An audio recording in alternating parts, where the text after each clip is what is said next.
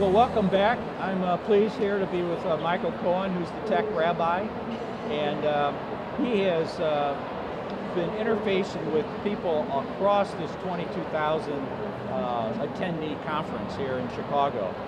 And I'd like to just kind of elaborate on our conversation to some other really important issues. And you know, the issue of design thinking is one that is at the forefront. I'd like for you to just expand on that. Yeah. Design thinking it's nothing new. It's been around for a good couple decades now.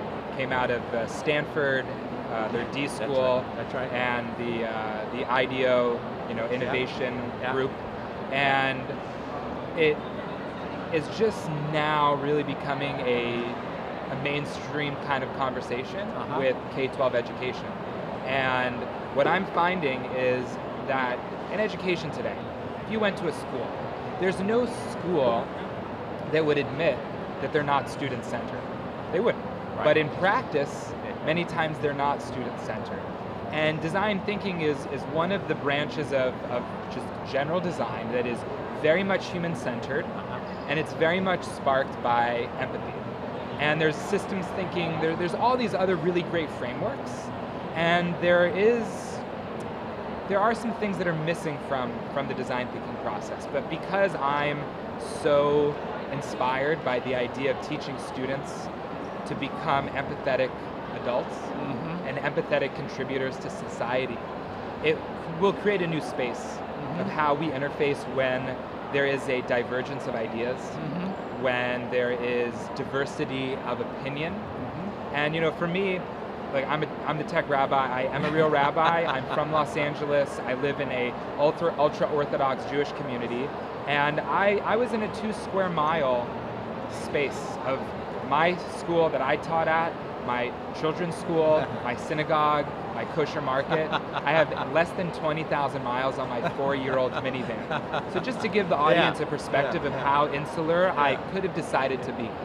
And I took to Twitter, I took to this global community of educators, and I said, there's work to be done, and there's partnerships to be made.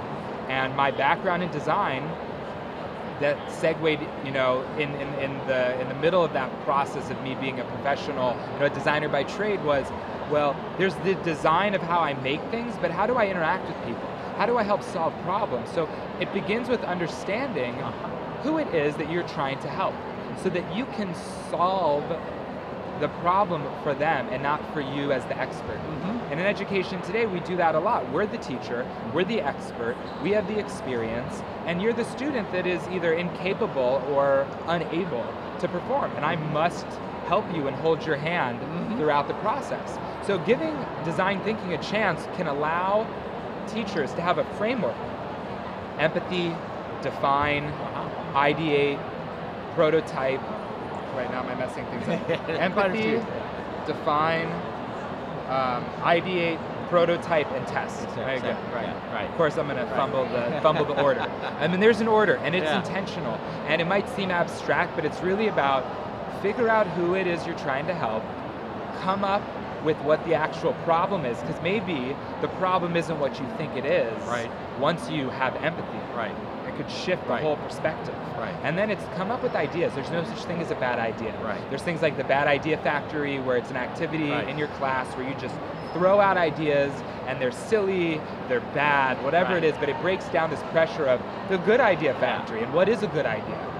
And then you start to mess with it, and you start to prototype and test it, and then reimagine, and then redefine it, and rework it. And it's something that's not just an activity, it's this knowledge and skill set that we standardize in school. How can we show the students that you can actually do something with it? Well, I think where I'm going to go with that. She'll clip that, and it doesn't matter.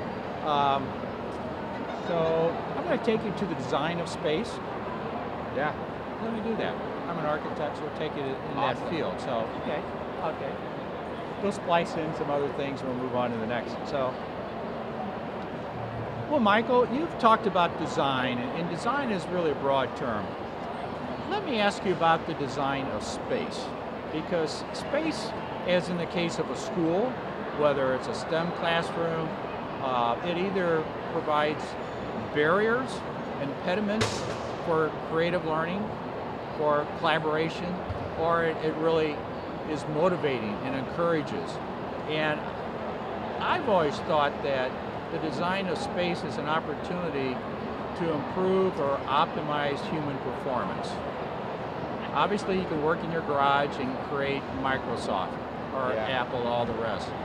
But for most students, having the right kind of space motivates them. It sets the bar higher, and it tells them that it's okay to break out of the lecture-based classroom into something that is up to them to design that experience. So what kind of design thoughts do you have on creating space for kids? It's a great question. And it's been, that space has been really interesting for me. So I have a very close friend who is a LA-based architect. And we have all these really interesting conversations around how space is actually today a cross between classical design, which is you produce it and it's there. These columns around us, like these are not moving. Maybe we can move these posters and we can add things, but these pillars, this bridge that we're on right now is a final addition. That's it. And design thinking. So we designed a series of spaces that in the beginning did not employ a design thinking approach. And as we learned, needed to. And I'm far from the expert of flexible space. There's many people here that are experts in this, but I can share a thing or two in my own journey. And that's that agile space gives the people in the room the opportunity to think about how the space can be used. And people love that, you know, Microsoft and Amazon and Apple all started in a garage. Yes. I have a home office in my garage, and it's a little depressing in there. It doesn't look fancy, it's a little dark and dreary, and it's not for everybody. You're not coming up with a Microsoft too? No, not yet, not yet. Maybe I'll remodel my garage and something will change. But in the classroom spaces, we've created flexible spaces at some of the schools that I've worked at where we don't ask the students.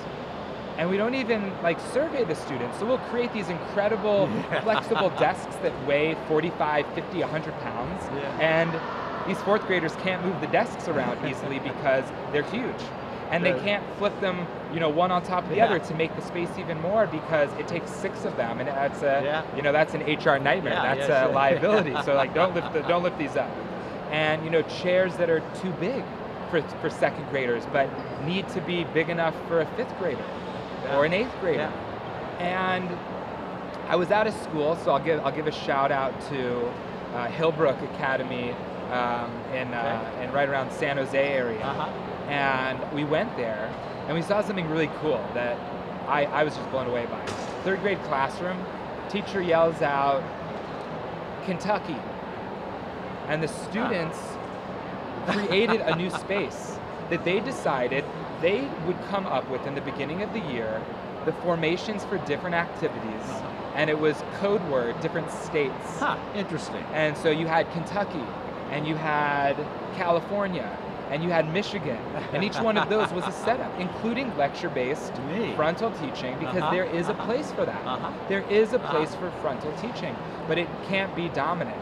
And so I think it's just coming up with ways that you can have all stakeholders in the room part of the process. That open office phenomena that spanned the 90s into 2000 that was a failure in certain ways, and you see some of these different industry bloggers writing about the research, and Google putting things out where we do need privacy. We do need moments of where can I go to have alone time or a 2 or 3 person meeting, and just having that whole open space sometimes doesn't work. And there's schools that schools without walls where it's just dividers, and it's a work in progress, but I think you need to involve the students. That's the most important part, because they are part of the room. They are part of that experience.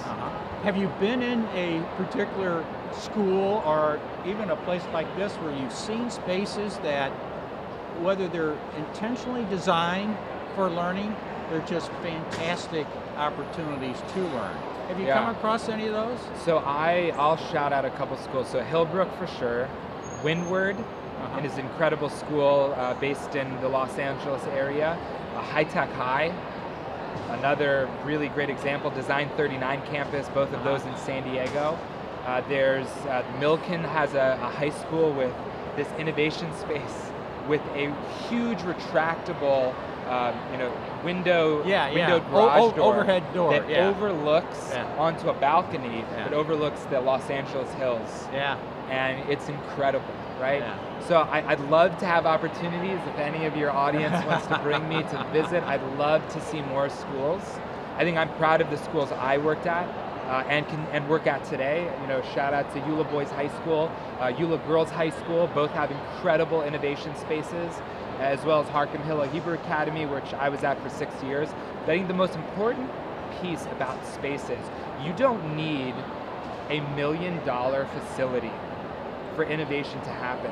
I think that's important. In my keynote, I didn't show a lot of that activity because I don't want people who are not in a space that has that to say that is part of innovation.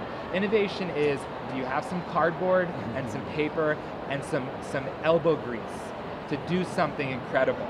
And I'm on a mission with some different projects right now around entrepreneurship that I'm looking to take to scale, that I'm ready to rock this education space where we say that, this group has opportunities and this one doesn't.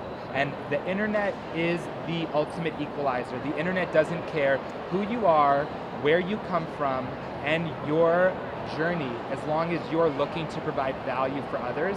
And I want to bring that on a national level to start. So stay tuned.